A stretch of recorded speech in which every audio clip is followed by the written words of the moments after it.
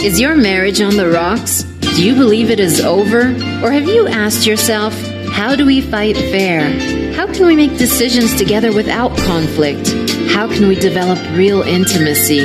Does my marriage matter? All these questions will be answered and more with the Marriage Matters podcast hosted by Minister Adrian C. Walker II. Tune in Tuesdays at 10 a.m. Pacific Time, and together we will destroy the back of divorce, because marriage does matter. Good morning and or afternoon, wherever you're listening at. This is Minister Adrian Walker II, and I am hosting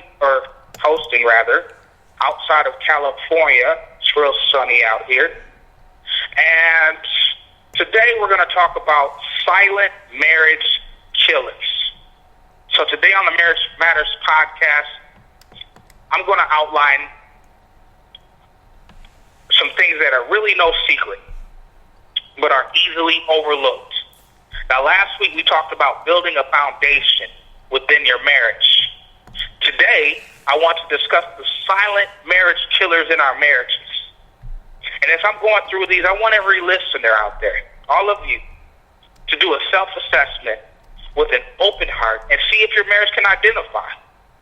There are so many marriage killers out there. It would take countless hours, I kid you not, to describe them all. And even then, we'd only scratch the surface. Any one of the following silent killers can literally rip a relationship to shreds if given the opportunity to do so. So today, we're going to go over the top 12, I came up with 13 marriage killers that you can take heed, listen to, and see if this is something that's going on with you. And if not, you can identify what could potentially happen and cut it off at the head before it even happens. So the first one I want to discuss with you all today is overcommitment. Now, this is something that you need to watch out for. It's especially important for our young couples out there who are trying to get started in a profession, going to school, things like that. So don't try to overexert yourself. Sometimes you want to try and go to college, be overambitious, work full time, have a baby, manage a toddler, fix up a house, and even start a business all at the same time. Realistically, it's not a good idea. And this is something that I feel sounds ridiculous. Don't you think? But many of our young couples do just that and are then surprised when their marriages fall apart. I mean, why wouldn't they? The only time they see each other is when they are worn out. Husbands and wives really need to reserve the time for one another if they hope to keep their love alive. All right? Now, the next one is a real big hot button issue, not a surprise to many, which is finances. Even conflict over money, credit, things like that. So I want to point out with that, whether married for 5 weeks or many years, everyone has their own money personality, okay? You have your own personality with money. So don't try to change them. Doesn't work. Do not force the change. It can wreak havoc and cause unnecessary arguments. Instead, discuss it and try to get to the root. Compromise. Pay cash for consumable items or don't buy. Don't spend more on a house or car than you can really afford, also known as living beyond your means. Leaving too few resources for things that are needed, like dating, date night, short trips, babysitters, things like that. So please allocate your funds with the wisdom of Solomon. All right, the next thing are bad relationships with your in-laws. This is another big one. Not everyone sees eye to eye with the other partner's your in-laws. It's just a fact. So if either the husband or wife has not been fully emancipated from the parents, it's best not to live near them. I'm going to repeat that again. It is best not to live near your in-laws. You haven't fully detached from them. And I can tell you firsthand, in my previous marriage, in my young adolescence, I played a part in killing my marriage. I was a mama's boy. I really was. And, it doesn't play out really good in the end. So autonomy is difficult for some mothers and fathers to grant. And close proximity is built for trouble. Guaranteed. Matthew 19:5 says, and said, for this cause shall a man leave father and mother, and shall cleave to his wife, and they two shall be one flesh. So fellas, you can't cleave to your wife if you're hanging on to your mother for dear life. Trust me, I know. Now, I could go deeper into that, but for the sake of time, we'll move to the next one. Selfishness.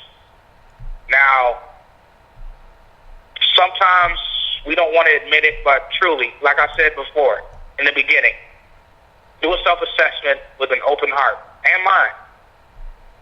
See, there's two kinds of people in the world. There's givers and takers. A marriage between two givers can be a very beautiful thing. Friction is inevitable for a giver and a taker. It just doesn't mix. But two takers can claw at each other to pieces within a period of weeks. So selfishness will devastate marital partners in short order. In a marriage, it should be give, give. Another thing, unrealistic expectations. Now, I know a lot of us have seen the reality shows and things like that, or movies, all the glitz, glamours, unicorns, and rainbows. Well, what happens after you say I do? You have the wedding, the dog and pony show, but you have these expectations. Some couples come into marriage anticipating a 24/7 movie-like romance, pieces and cream, walks down the beach holding hands and skipping all day like dee-dee-dee-dee-dee. There is no way a marriage between two imperfect human beings can deliver on that expectation. I'm telling you right now. As said by Jean Lush, this romantic illusion is particularly characteristic of American women who expect more from their husbands than they are capable of providing. This honestly does go both ways. There has only been one perfect human being that walked this earth, and his name is Jesus. So stop expecting your spouse or your marriage to be some sort of fairy tale. No one is perfect. Now, all right, y'all. Before we go to break, one of our listeners has a question out there. They hail from ATL. And when we come back, I will answer that question. So Mark Wingo of Wingo Economics asks, what is the one thing that could be kept a secret that can be a marriage killer? Okay, everyone, we are going to take a short break. Welcome to the Marriage Matters podcast, hosted by Minister Adrian C. Walker II, owner and founder of Marriage Matters Ministries and Apparel, where he provides marital coaching and advice. This podcast is for those who are interested in real learning in how to overcome relationship obstructions, love better, and secure a long-lasting relationship God's way. View it as... All right. Welcome back to the Marriage Podcast. Now, today, we have been discussing silent marriage killers. Before the break, I left you with a question, and I want to see if you guys came up with a similar answer. And this came from one of our listeners, Mark Wingo in ATL, Wingo Economics. And he asked, what is the one thing that could be kept secret that could be a marriage killer? Well, Mark, I would have to say that any secret could kill a marriage. Not really just one, but any secret could potentially kill a marriage. My golden rule is this. If you have to hide it, then you shouldn't be doing it. Secrets fester lies. Lying's a sin.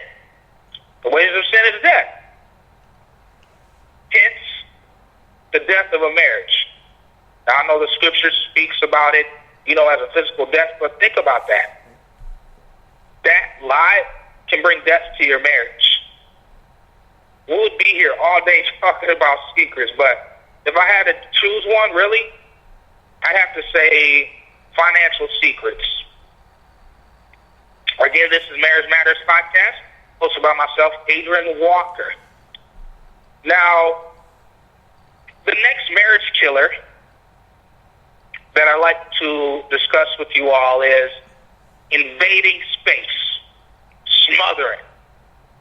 So, this is for those who like to violate the breathing room, needed by their spouse, quickly suffocating them and destroying the attraction between them. Jealousy is one way the phenomenon really manifests itself. Another is poor self-concept, which leads the insecure spouse to build a cage around the other.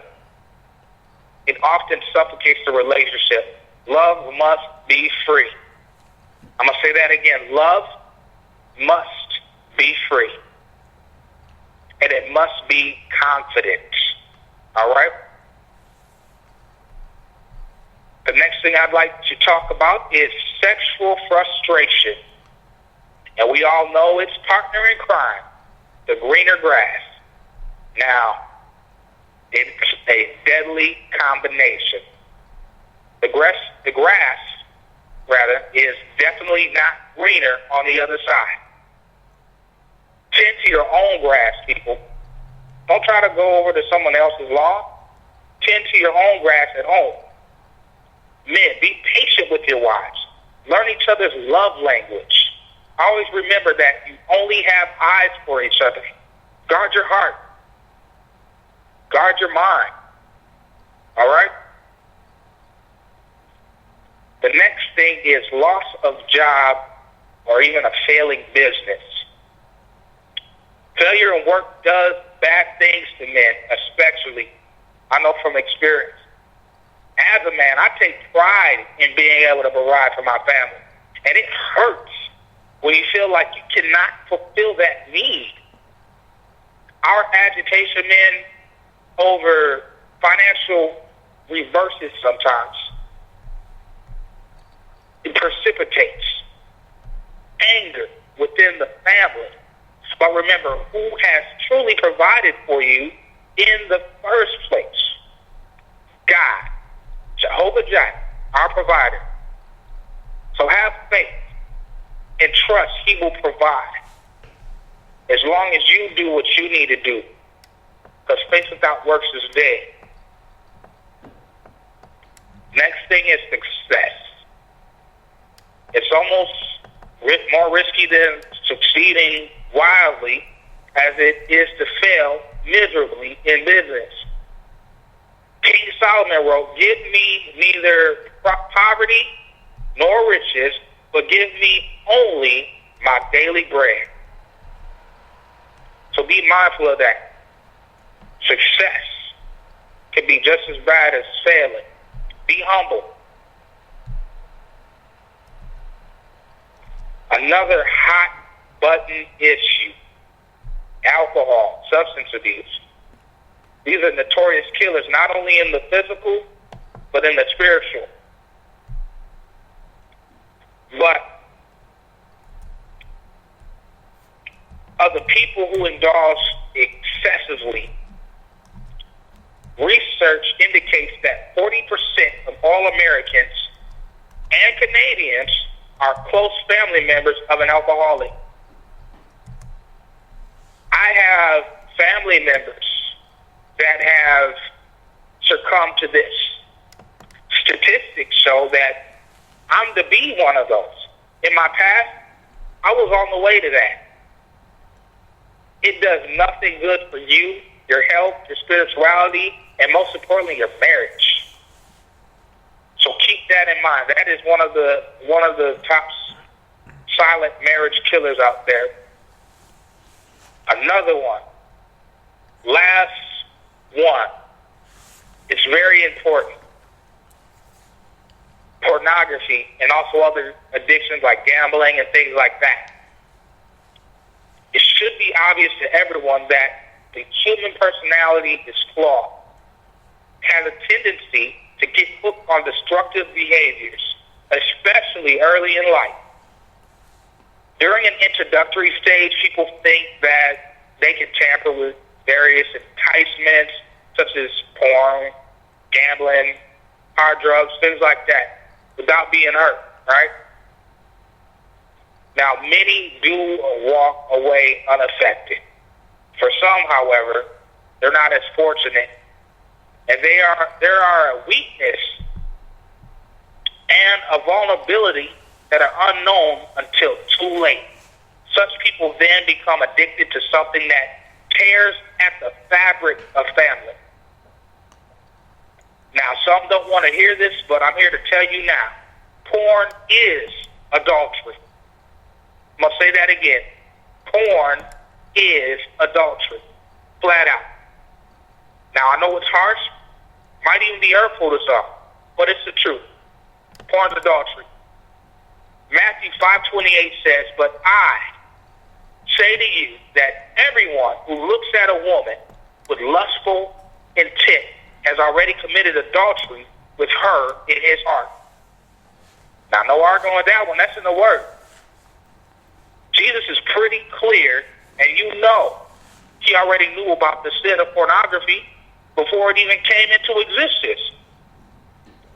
Though I do suspect already had forms of it, back in that time.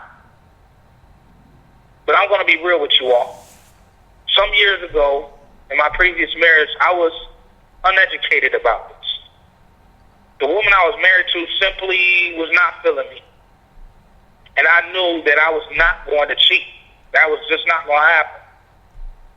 So to fulfill that need, what I did was I turned into porn. That's what I turned to.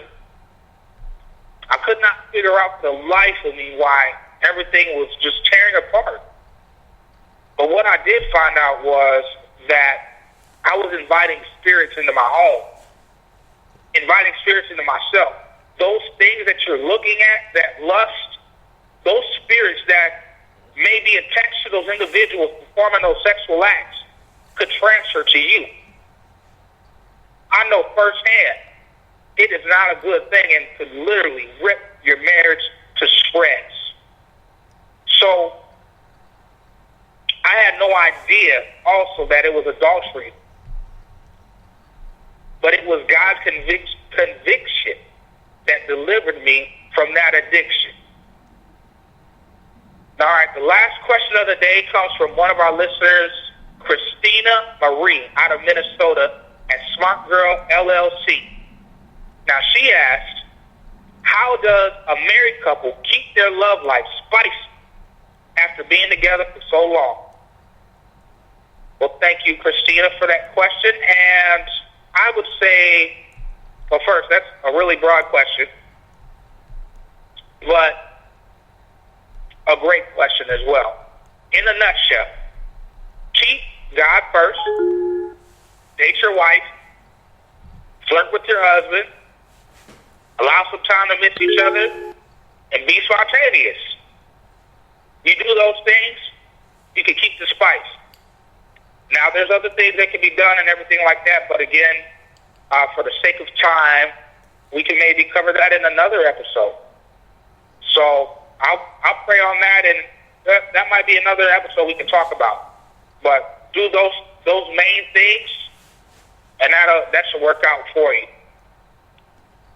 So thank you for tuning in to Marriage Matters Podcast, hosted by yours truly, Minister Adrian Walker II. And be sure to catch our bonus episode surrounding breast cancer awareness with cancer survivor Alana Carrington, coming up Friday, 10 a.m. Pacific time. And remember, marriage does matter.